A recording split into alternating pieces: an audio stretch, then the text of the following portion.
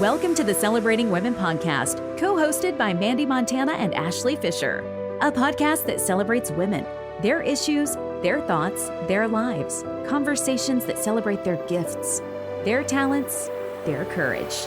It's the Celebrating Women podcast. Presented by Hand & Stone Massage and Facial Spa in Tyler, Texas. Hey, it's Mandee Montana, and you know Mother's Day is fast approaching. If you haven't selected a gift for your mom yet, consider a gift card from Hand & Stone Massage and Facial Spa in Tyler. You know, they're located in the Cumberland Shopping Center, and this is your opportunity to treat mom to the ultimate self-care experience. By purchasing a spa package and receiving a free facial gift card, you can let mom indulge in moments of pampering and relaxation, you know, that she might not get on a regular basis.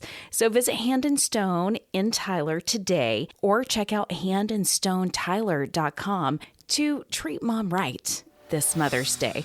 Welcome back to the Celebrating Women podcast. I am Ashley Fisher. I'm Mandee Montana. And we have one of my absolute favorite women in Tyler sitting right here in our studio. It's Callynth Finney. Yay! Hello. Hello, my friend. Hi. So we have been chatting off mic, and honestly, just a few minutes of Callie just sharing her heart and talking about life, I'm like, we should have been recording. I know.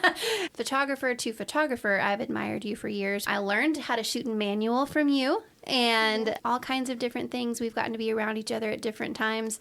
But your heart for people has always been, it's something that is, I'm trying to find a word that's not cliche. It is just so stinking bright and so palpable and so felt with whoever is around you that I just wanted to get you in this chair so that people who listen to the podcast can get a taste of that too. And so I would love to just hear your story. Like, who are you, Callie? And where does that come from?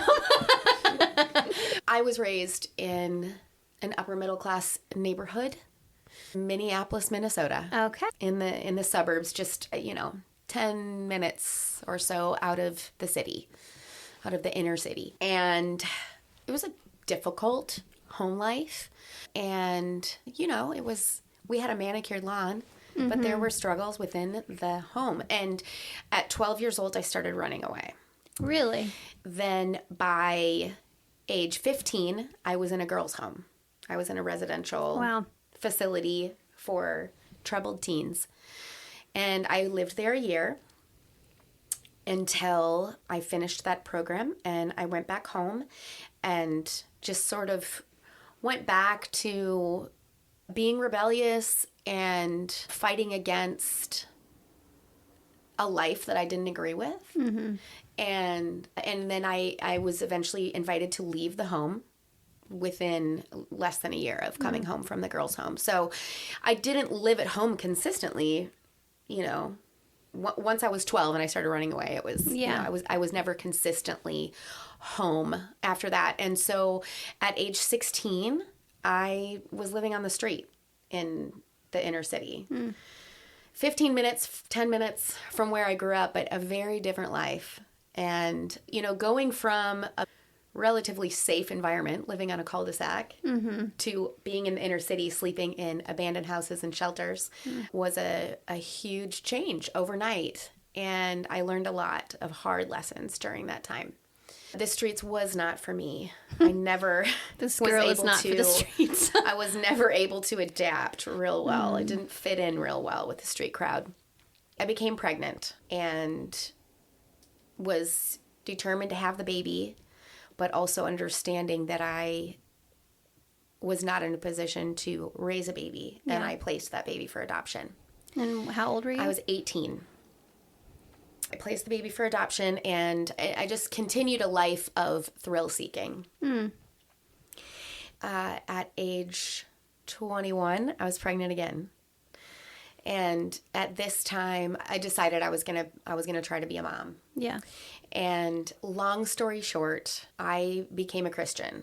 I wasn't raised in church or anything like that. And I began praying. I had had a couple of experiences at a couple of Christian camps and some, friends I'd gone to church with a few times when I was a kid, enough that it made an impact to where when I was in trouble, I would go to God.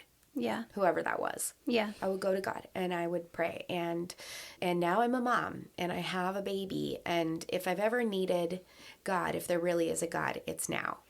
And no longer is it just me, but I'm responsible for this life. And I have never loved this way before. Never did I know you could love a person the way I loved that baby. And if I ever didn't care about anything before, I cared about everything now. Yeah. Because I had a baby that I really, really loved, wanted to do right by him.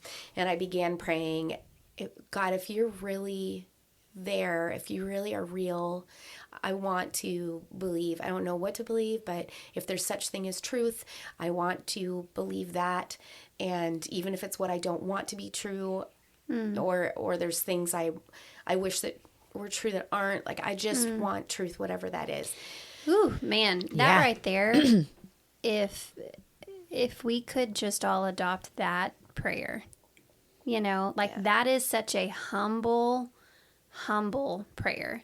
Even if it's something I don't want to be true, I want to know truth. Yeah. And I think, that love that you felt for this baby, you had for your first one, it just, how that fleshed out was different, right? It struck you, and the most loving thing I can do was it her? Yes. Put her up for adoption, and it's amazing to me that common thread though that you kept going back to. God, I don't even know what your name is. Right. But I'm going to seek you out. That's so striking to me. Like, even if it's not something that I want to be true, I want to be in line with truth. Yeah, I really did. And so that's a whole other podcast about how all that came about. But it did come about, and I had to make some drastic changes in my life, because once I came to the place where I was pretty sure that I was going in the direction of Jesus and pursuing Christianity, I knew that also meant that some things in my life were going to need to change. And God and my community, the community that I chose to be a part of there, were just so loving, so gracious in carrying me along that journey of change. I mean, I remember saying, like, okay, God, the Christians think everything is wrong, so I don't even want to ask them. But if, like, I experienced very little guilt over things that were destructive, because I had seared my conscience to the point of really not having a moral compass anymore. Yeah. And which can happen. That's a whole other thing we could talk about. Yeah. You can do something long enough that you sear your conscious state of being able to recognize that it's actually wrong. Yeah, you don't even feel guilty. In fact, you're proud of the store you robbed or whatever you did. Yeah. And so I began praying, God, please help me feel guilty if I do something bad. Please help me feel guilty. And so I'm going to tell you guys this story, and this probably isn't a story that you'll want to share on this podcast, but if you want to, I don't even care. Okay.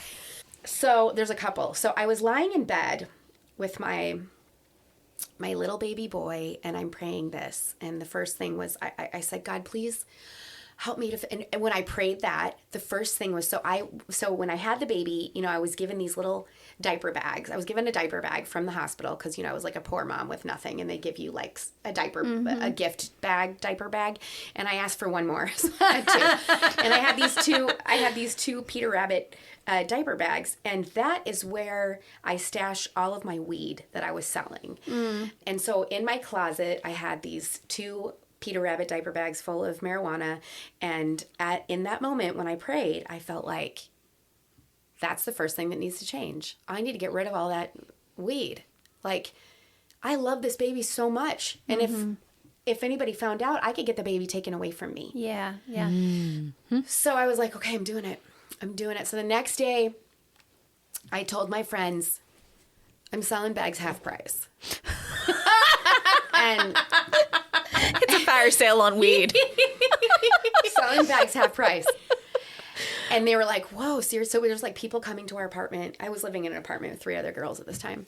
People are coming to our apartment like, man, you're like, that's so cool. You sure? And it was great because I felt really generous. There's no way I was just going to get rid of it all at once because I was getting high off the generosity of like giving out these half price bags. But I still had some left. And so the next day I was like, free.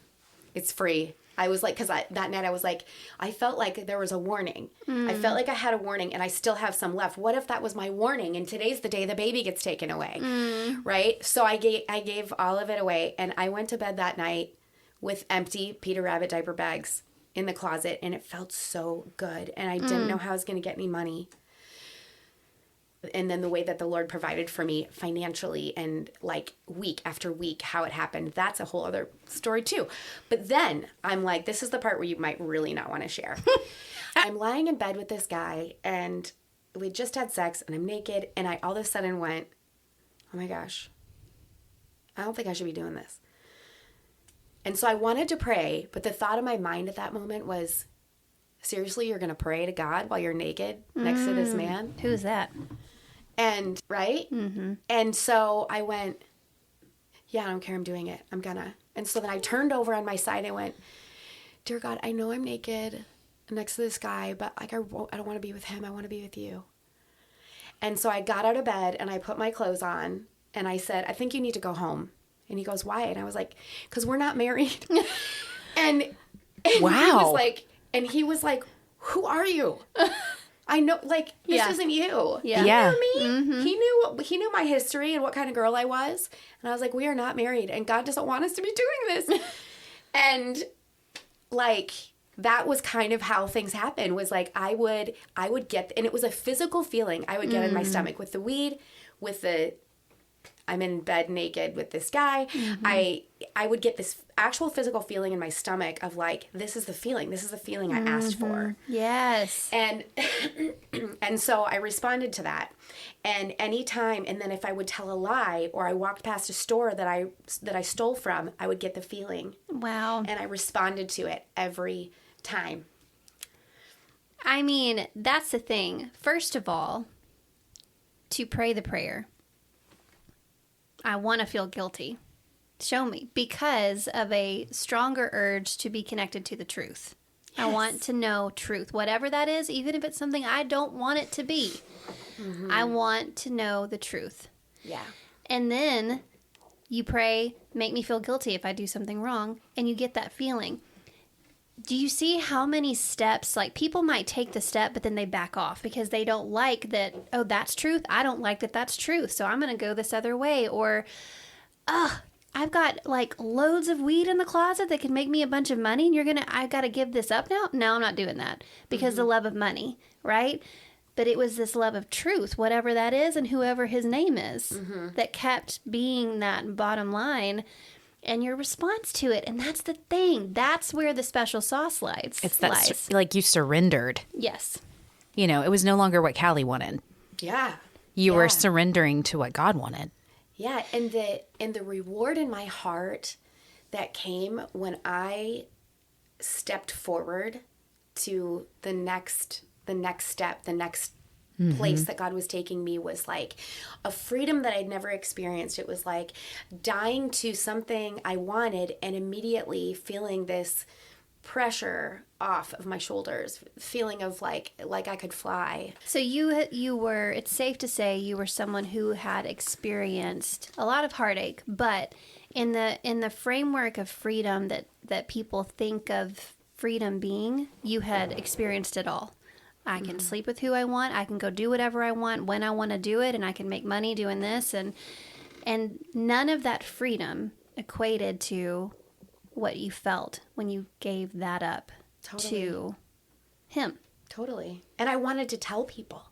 Yeah. I wanted to, like, I walked past this store. I was pushing my baby in a stroller. I walked past this store, and it was a store where I had both had stolen checkbooks. My friend worked at a movie theater, and they would find like checkbooks and things, and then I would use to write the checks and tell, in somebody else's name. Or I also got a bank account and some checks and just started writing as much as I wanted, just writing checks. Back then they didn't have the internet like we do now. Yeah. And I feel like I'm hearing Catch Me If You Can with Leonardo DiCaprio vibes, you know, like forgery. It's what you do. Yeah, except for, so anyway, so I was always writing checks, and I remember thinking, why doesn't everybody do this? This is so easy. But I was walking past this store where it was a boutique of like high-end clothing where they just had one or two pieces of each thing, right? And I walked by there and I remembered when I bought myself an outfit there. And I walked in with my baby, and there was a line, and I waited because I didn't want anybody else to be in the store. And I was scared because I thought, what if she calls the police on me and then they take my baby? But I really felt like that same feeling in my stomach, and if I respond to this, it's going to be okay because I'll be obeying God. So I waited until everybody was gone. She'd be like, can I help you? I'm like, no, I'm going to wait. So I waited till everybody was gone out of the store, and I said, hey, I don't, you probably don't remember me, but I came in and and she said, totally remember that check. And I remember that piece. And I said, and I want to pay you back. I only have I don't remember how much it was, like $20 or something like that. But I want to pay you back, and this is how much I can give right now, and I'll just keep coming back until I can pay it. And I'm really sorry. And she was like, just floored. Yeah. And she took the little money that I had, and she said, let's just call it even.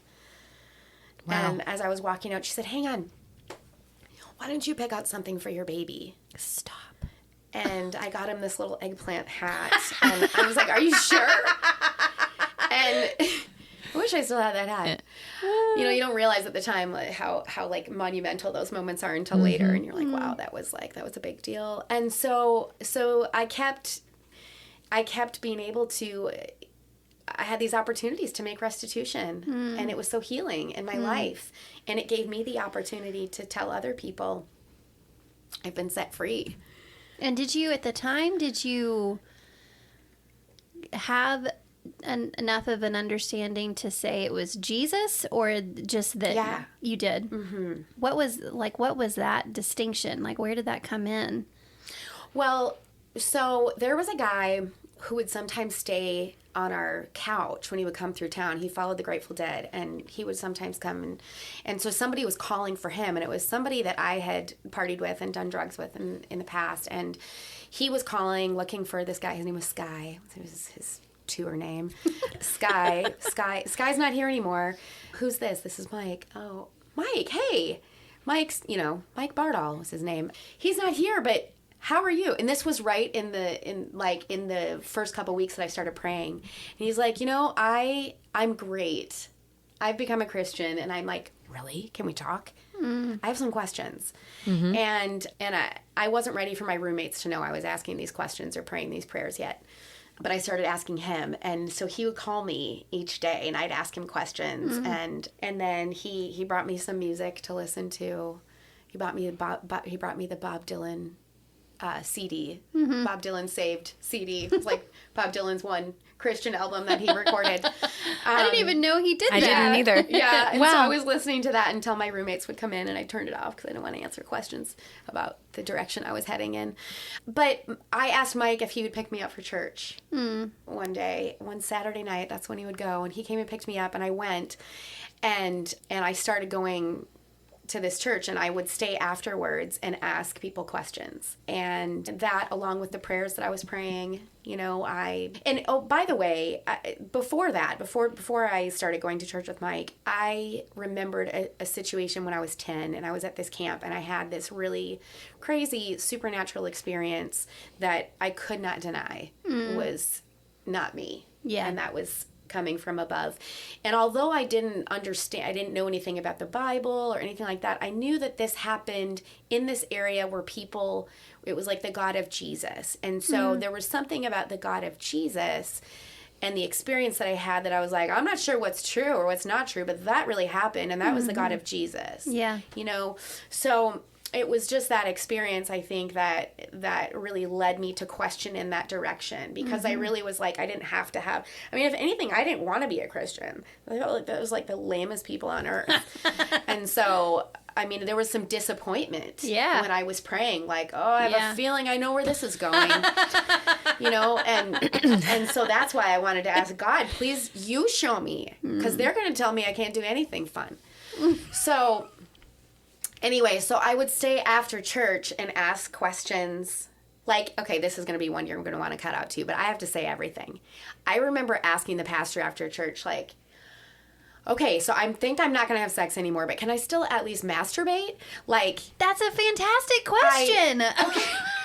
Like asking the pastor, or like, how long so I'm not selling weed, but can I still smoke it? Like, how long? Like, and then this one guy was like, well, I mean, I smoked pot for like 6 months. I was like, so I got 6 months? Is that the rule? I can smoke it for 6 more months?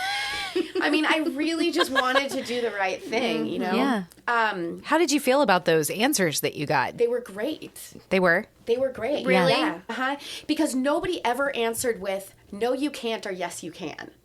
Okay. They answered my questions with questions. That's about my good. heart, about That's where is, and whatever you can't do in faith is sin. And so, they would just lead me back to God each time. And so, yeah, I mean, I love that. That makes my heart so happy, because that's not always the answer that you get. Yeah. I think. Yeah. Yeah. But I feel like it's the right one. Yeah. Because it's allowing you and God to determine what that answer is. Yeah. So anyway, so I came to a point where I was like, this is my life. I was broke as a joke. I mean, I had nothing. I didn't have a vehicle. I was pulling my baby on a sled to get to work with the car seat to try to get him to help me, somebody get him to the childcare until I found a place that was close by. Anyway, that's a whole other, gosh, it's so hard. I have to skip so much, but I ended up in a low income, what do you call it, complex with my baby. I was able to go and I was so excited that I could be free to live my life with the Lord and not have to be around anything that was like, I got to shape my own life. I was living by myself with my baby.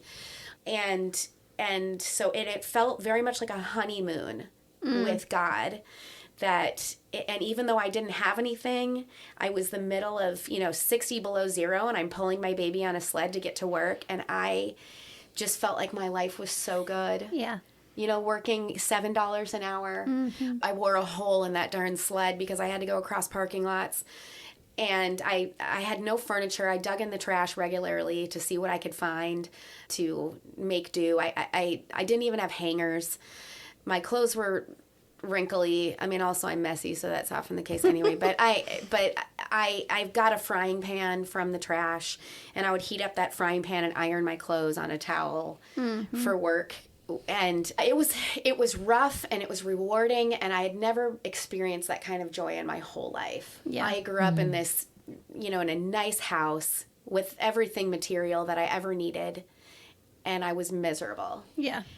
And now I'm living in low-income housing, pulling my baby on a sled with a hole in it, with a mattress on the floor, a coffee table with 3 legs, and a folding chair. And I felt so rich. And I made a vow of celibacy until marriage at that time, and I carried it out. Look at you. I did it. I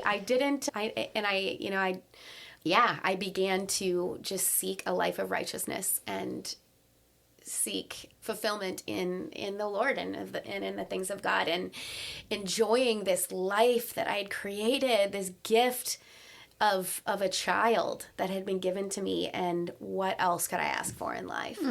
And I was working in a hair salon, and I just all I wanted to do was talk about the Lord. I wanted to go and, I would go to bars on Thursday nights because my baby would go see his grandma and grandpa, his dad's mom and dad, on Thursday nights, and I would wait, and I'd get off work and I'd go to the bar, and I didn't drink. Not that I have a problem with drinking, but there was a time in my life where I just cut everything out, no secular music, no booze, no nothing. I just was purging for that time in my life. But I would go to the bar and pray. I'd pray. I finally had a car at this point. I'd pray in the parking lot. I'd go in the bar and ask, God to use me in whatever way. And I'd just wait for somebody to come up and talk to me. And that was like my assignment for the night. And so I can remember that one time this guy, you know, trying to make a hookup, and by the end of the night he was crying, and I was praying with him. He was crying, telling me about how depressed he is and how his girlfriend left him, and I am praying with him and writing names of churches down on a napkin for him instead of my phone number. And so my heart for ministry really developed during that time, because I understood what I had been delivered from, and really wanted to communicate that other people could be free too. Yeah. And so anyway, I at some point, my baby was 4, and I decided I want to be a missionary. And I sold all that I had accumulated, which wasn't very much, but I drove to Texas with my baby, and I joined Youth with a Mission. And it was so great. I felt like it was back at 10 years old at that camp that I went to. And I was like, I'm here, I'm back. Yeah. This is the life. And then I met my husband, who had, you know, never done anything bad in his whole life, but maybe said a swear word. I mean, like, you know, he kissed one girl when he was 19 and repented of that. And it's Robert Finney. And he, you know, just was the goodest of all the boys. Yeah, you know, while I was out living on the street, trying to make money on the street, he was at that exact same time in his life, you know, on the other side of the country, reading Bible to people under bridges. And who would have guessed, if we could have like seen in like a crystal ball, like this is who you're going to marry, we both would have been so devastated. So anyway, Robert and I got married, and we stayed in missions for a long time together. And then we just felt like the next move for us was to move out of working for free in full-time ministry to actually getting jobs where we could, you know, live a responsible life, making a living. Not that people that, you know, live off of donations in ministry are not responsible, but for us, that was where we felt like we needed to go. And so he began working for the church, and because photography had been kind of a side gig of mine, mostly just did it for free, but since Samson was a baby and I had a camera, actually I was pregnant with him. That was when I had my first like SLR, you know, film camera. Started with that. We didn't have a lot of money, but my photography side gig had grown to the point of needing a space. And that was almost 10 years ago. Yeah. I started my actual business 16 years ago to supplement our income, but it was 10 years ago or 9-something years ago that I moved into the studio. Well, when I moved into the studio, it was difficult because I felt like I was no longer living a life of meaning. I was living a life trying to make a living. And that was difficult for me. I felt like a sellout. I felt like maybe we didn't trust God enough, and now we're having to take people's money. Well, and you're going from, you know, an environment that puts a lot of stock in the things that you do for God for free. That's really where like the treasure and like the attaboy is from God, you know? Yes. And transitioning from that into something where you're having to put a monetary value on a skill that you have is very disorienting. Yes. Yeah. Absolutely. And so I moved into the studio, and many days I was in there all by myself. I didn't have a full schedule, so I would just, you know, decorate and edit and do whatever. And I just remember feeling some depression of like I'm not doing anything important. I'm just taking pictures of people that are going to be dead someday, and these photos are going to turn to dust, and it's not even going to matter. And what I didn't realize that was before me, that I didn't see, that I was still in the beginning weeks of being there, was that there was a jail a few doors down. And I had the first time where somebody came, they had just gotten out of jail, and they came and they said, "Can I use your phone?" You know, and that became something that would happen. It doesn't really happen much anymore, but it happened more frequently in the beginning. You know, somebody comes in with one shoe and messy hair, and they must have just gotten out of jail. And so so then I could sit down with them and have coffee with them. I had time because I didn't have a full schedule to hear their stories. And then I began meeting some people who actually lived on the street, and I didn't even realize what, how big our homeless population was. And I was given the opportunity to connect with people and to hear their stories in a time where I didn't have a full schedule. And started to have some regulars and began to learn more about their lives, where they were sleeping, things like that. So fast forward to 2021, right? Yep, 21. 2021. This horrendous storm is upon us, Snowmageddon. Yep. And what do they call it? Snowpocalypse, whatever.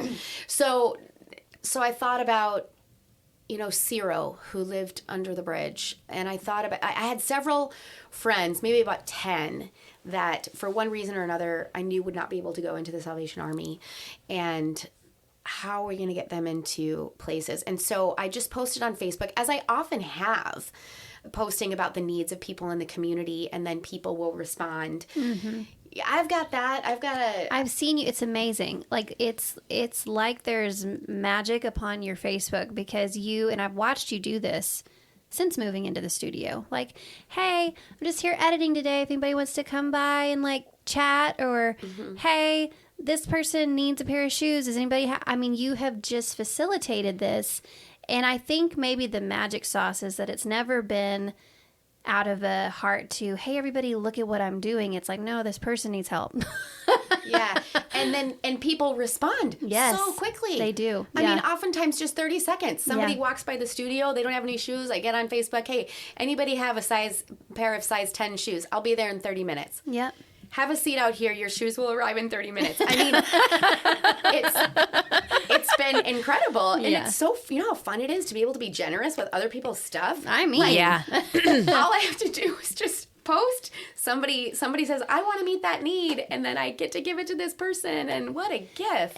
But it does speak to, like, not just anybody can get on their Facebook and have that kind of a response. Again, it goes back to anybody that comes into contact with you, there is just your love for people emanates, and it's felt. And that's what people remember. They may not even remember your name, but they're like, I know how I feel around her.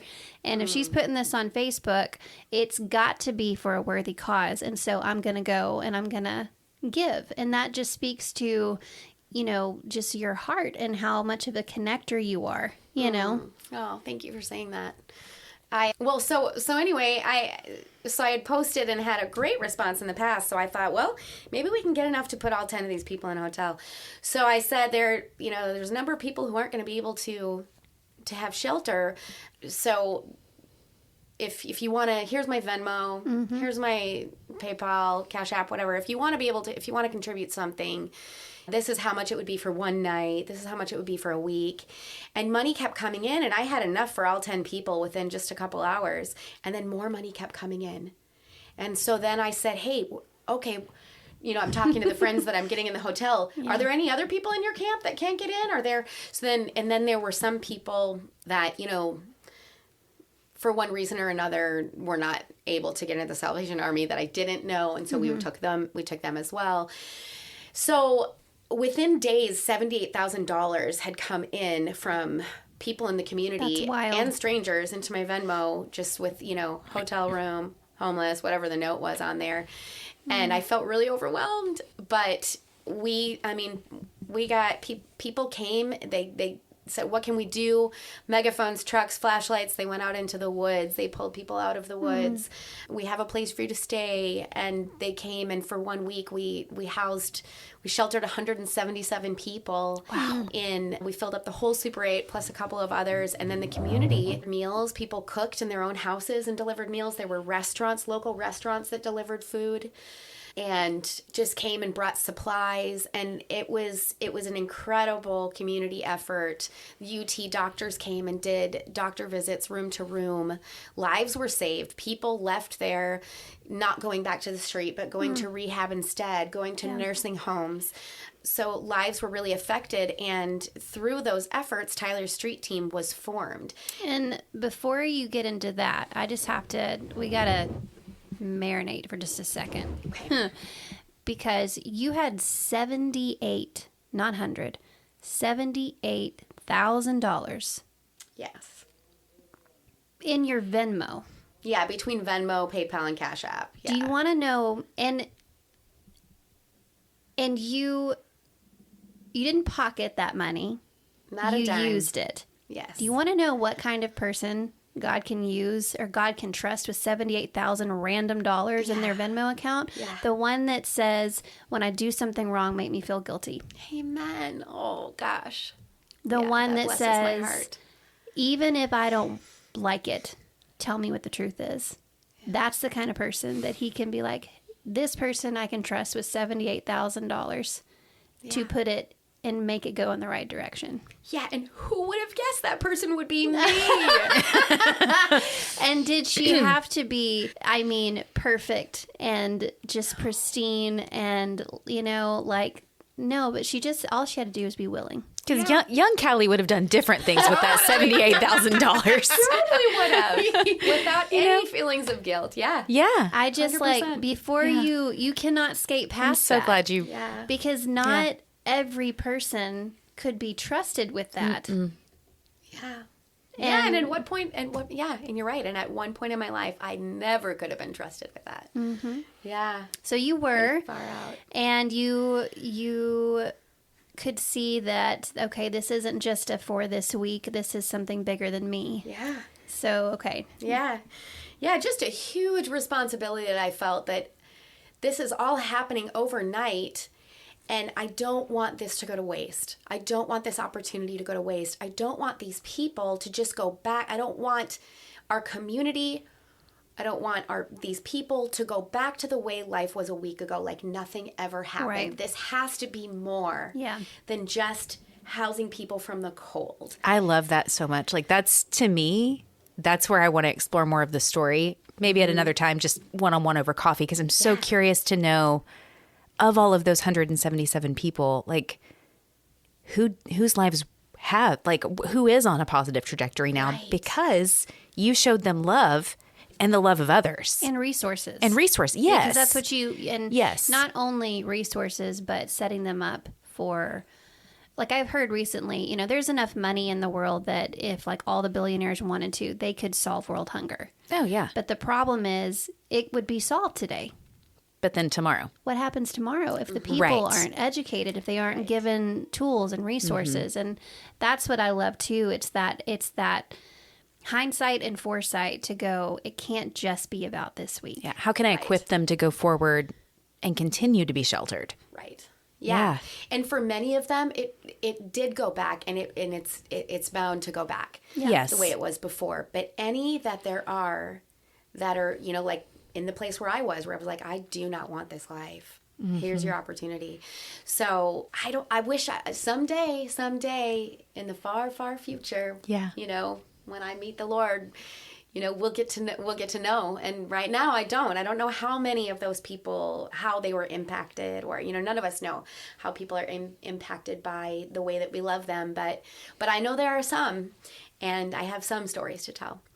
So then you had all of a sudden, this organization. So I had this organization. Well, also out of nowhere. Money. And my father-in-law, who's a CPA, is like, you got to do something with that. You got to, and then there were a couple of lawyers that were like, you can't just, because really I didn't even think about that. I thought, all right, this is awesome. I'm just going to keep this in a separate account, and then I can help whoever I want whenever I want. Yeah. Just draw from that. This is going to last me a long time. Yeah.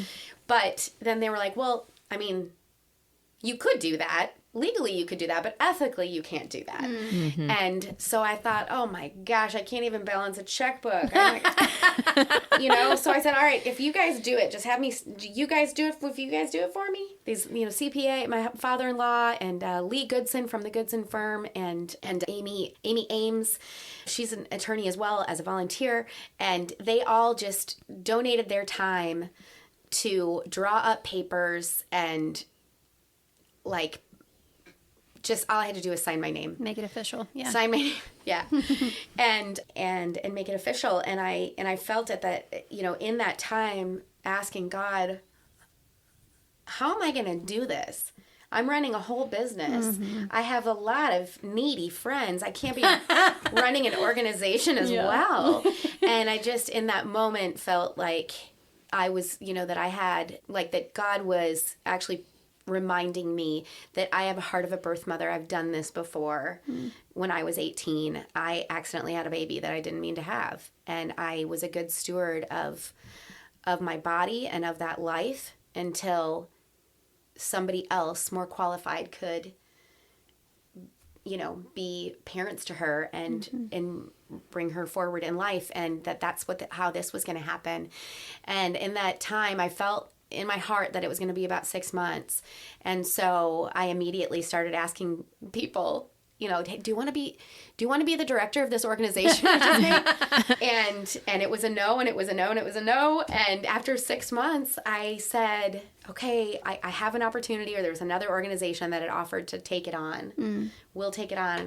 And I told my team of faithful volunteers, and they said, no, we've got it. We've got it. We understand if you have to go. We will continue to carry this for you. And wow. Shanna Yates, who is, I can't say enough amazing things about Shanna Yates. She had never had any interaction with somebody experiencing homelessness until the week of the storm, when I was sleeping in the hotel with no electricity and no water, caring for over 100 needy people. I posted on Facebook. It was the middle of COVID. So I'm like, if anybody has recently had COVID, has recovered in the last couple of weeks, would you be willing to come and stay in my room with me? And I didn't really know Shanna, but she felt a tug on her heart late at night to show up. She showed up to my hotel room with a thermos full of hot water, flashlights, candles, and said, I'm here. I'm going to stay with you. And we got to know each other at, 2:30 in the morning in the freezing cold in the dark, lying in bed next to one another for some more talking about how do we do this? I don't know. What's that screaming out there? Let me go check, And so Shanna became a full-time volunteer from day one, and she was the one who stepped forward and said, I will step in your place, and I will be the director. What was it that prompted her to come? I guess it was the Lord. Yeah. She didn't know what she was up against. It was like totally unknown territory. Yeah. Stepped out of her warm house, stepped out of her comfort zone, and showed up. Listen, I remember that week, and I remember watching that unfold on Facebook and feeling so guilty. I'm sitting here, and we didn't lose power. Yeah. We lost water for a little while, and of course the babies were little and all that stuff, but just going, damn, she is out there. It's freaking cold. And it was just, I don't know. I think that it's amazing to me. I know that there are amazing people out there, and hearing stories like that, it is such a faith in humanity restored, except that I know something. Apart from that nudge from the Lord, we're not that good. Right. We're going to stay home. Yeah. Where it's warm, if it's warm. And apart from that nudge to say, if I'm wrong, I want to feel it. Yeah. We're not all that good. And I just, it's amazing to me when we give him our yes. Yeah. What he does. Yeah. That's all he needs us to do. Yeah.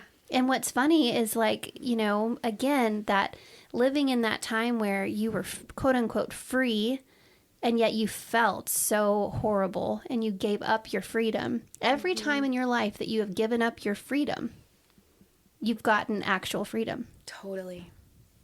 And that's just to me, that is the math of the kingdom of God, that that's where he confounds the wise.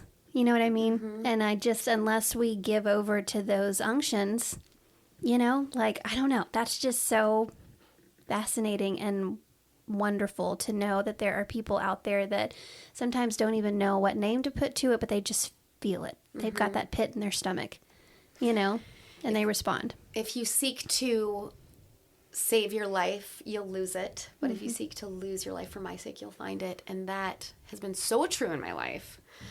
And And so they continued street team. They're still going on, and I'm so proud of everything they're doing. I'm so grateful for them, for their sacrifice. And I fully support everything that they do. And, before we started recording, I explained to you that a lot of people will ask me about, to share on homelessness or on, my passion for the homeless community. And my response to that is that I don't necessarily have a passion for the homeless community. Yeah. I'm not super educated on any of it. Mm-hmm. I am passionate about the value of people and the value that God places on each of our lives. And I love God so much, and I love people so much. And I just want to be able to walk in the next thing. Yeah. And so in that time period, that happened to be the homeless population. Yeah. But I'm just grateful to be on a journey on this earth, holding hands with God and being able to respond to the next thing. Can I tell you a really cool story that just happened? Please. Yes. So I opened this new studio. I have my main studio, and then I opened a new studio. And the new studio, I really wanted a cyc wall.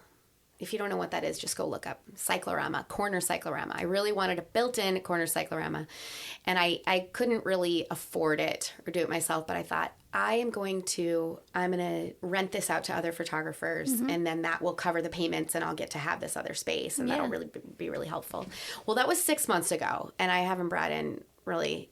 It hasn't worked out the way that I thought with renting it out. I love having the cyc wall. It's just a lot of money that's going out.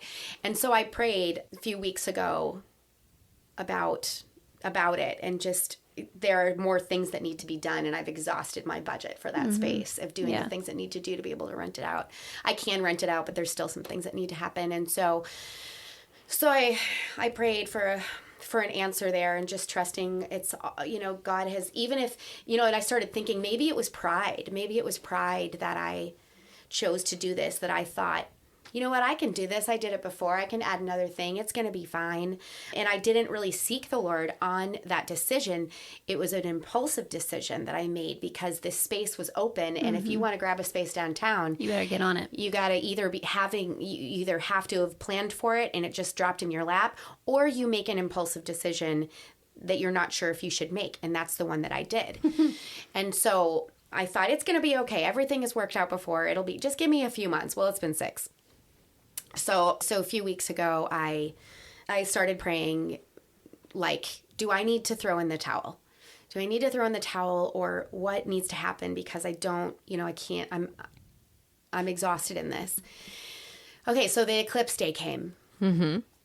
And this man calls me, and he says, hey, do you have any filters for a camera? Because I want to be able to take pictures of the sun, but I don't have an eclipse filter for my camera. And I said, I'm so sorry. I only have one, and we're using it. Mm-hmm. But I wonder if maybe you could take a bunch of eclipse glasses and, like, take the filters out of there and put them together and, like, overlap them maybe, and, like, at least to make a filter. And he said, do you know where I can get some? And I said, well, I bought, a bunch. I've got excess. Mm-hmm. And he said, well, could I have a few? And I said, yes. How many? And he said, if I could have 4, that would be great. I said, sure, come on by. And so I told him where the studio was. He came by. I grabbed 4 of the glasses. I walked him out to his car, handed them to him. And the next day he called and he said, thank you so much for giving me those glasses. I should have given you at least $20. I didn't even think about it. And I said, oh, no, I wasn't asking any money for it. And he said, I feel like you're a kind person who likes to give.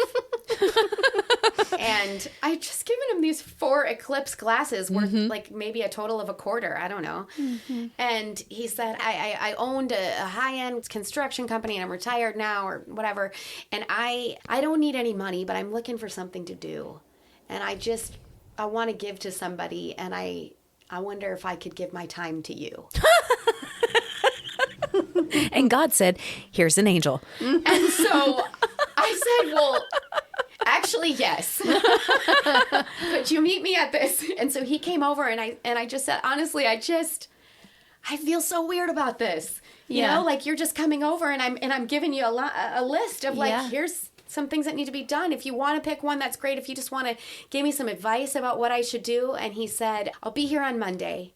That was yesterday. I'll be here on Monday, and I'm going to come for a few hours at a time until it's all done. So he came on Monday. He built me some storage. He's coming back on Wednesday to build me shelves. He went in and said, your refrigerator door handle is broken. That'll be fixed Wednesday. And this man, like, he knows nothing about me. Mm-hmm. Except that you gave him some eclipse glasses. Except that I gave him 4 pairs of eclipse glasses. Wow. And is coming to help. And so, like, all right, okay, Lord, I'm not throwing in the towel. Mm-hmm. You know, maybe this is going to work out. But how fun is it to be on this ride with the Lord of surprises? That's the thing. Yeah. That's the thing that I wish that I could just... You also said yes to this guy, though. You could have said, nah, Yes. I'm good. Yeah. But you didn't. Yeah. No. Yeah. You said, I'll accept your generosity. Yeah, I'm good at receiving. Totally. Some Offer people me a aren't, gift, though. I will take it. Listen, Some people aren't, though. And I think no. that's a really, it's something to take notice of because some people won't receive. Yeah, but it is. It's an adventure and it's a ride, and it's not to say that you say yes when if you had gotten a pit in your stomach about this man, Yeah, you would have said obviously no. you would have been like, no, it's okay. But when you feel like, all right, I think the Lord's in this, you know, like, all right, I'm going to give it my yes, you know, like it really is. This is where, when I think we have all had days, I mean, I was thinking about it recently, just like a year ago, like, Lord, I mean, my kids are getting older. I know they're not grown, and I know this probably sounds stupid, but I don't really know, like, where else it can really go. And that was a really crappy thought. Like, I don't really know what else can be done. And then over the last year, it's been like, let me show you, you know? Mm-hmm. And that just comes from just saying yes to him, because his ideas are better than ours and his ways are so much more fun than ours, you know? Yeah. I love that. And I think that people pick up on that again when they are around you, because you have such a generosity about you that's just so, you don't even give it a second thought. Mm-hmm. It's just, I mean, I've called you, Callie. My thing went out on my light and I've got the shoot. Come on over, get this thing from my closet. Oh, thank you so much. You know, and you probably don't even remember doing it. But it's so fun, right? It's so fun to be in a position where we're able to give. There's a long time in my life when I didn't have the luxury of being able to give. Mm-hmm. Yeah. Yeah. And I think that It's so fulfilling. it is. Truly. It's so much fun. You know? And I think that you, in whatever little amount that you did not have, you have far and above given away more. Mm-hmm. You know? And that's something that I just admire in you so much. Thank you. Yeah. This has been so special. Thank you so much. I mean, I know I said it when you first got here, but we've wanted you to come in for so long. We knew it would be a gift when you finally did. And it just, I think for whatever reason, it was supposed to happen today and now. And I feel so blessed. I've barely said anything. I've just been listening mostly, but it's just been such a blessing to listen to you tell your story. Thank you. Thank you for sharing it. And I hope you'll let me leave all of that in there, because I don't want to edit any of it out. Okay, you don't have to. Because You don't have to. I think authenticity and showing your background, and so many of us make bad decisions and have so many flaws, and it gets covered up in the way we show ourselves to the world on Facebook and Instagram, right? Like we often don't tell the dark side of things, but that redemption. Yeah. Mm-hmm. And it's real, like it's in the room. It's so real. It's not just like, you know. And it shows where the generosity comes from, because otherwise, if you're just this girl who came from an upper middle class place in Minneapolis and then you decided to turn around and help the homeless, okay. Right. Okay. We're not all that good. That's why, though. Yeah. You know? In and of ourselves, we're not that good. Yeah. But, well, thank you so much for being you and for giving God your yes and for just being you. I just love you. I love you too. Thanks for having me, girls. I wish I could be in your group. We could just hang out. Yes. Okay. All right. Let's do that. Okay. The Celebrating Women podcast wants to hear from you. Email us a voice message to celebratingwomenpodcast@gmail.com. We would love to hear your story or the story of an incredible woman you know. Become part of the conversation on social media. Facebook.com/celebratingwomenpodcast. On Instagram, search Celebrating Women Podcast. The Celebrating Women Podcast has been presented by Hand and Stone Massage and Facial Spa in Tyler, Texas. Book your appointment today. Stop by the spa in Cumberland Shopping Center or online at handandstonetyler.com. The Celebrating Women Podcast is created and hosted by Mandee Montana and Ashley Fisher. Support the show for as little as $3 per month at celebratingwomenpodcast.buzzsprout.com or visit our show notes. Thank you for listening, and don't forget to subscribe to the Celebrating Women Podcast.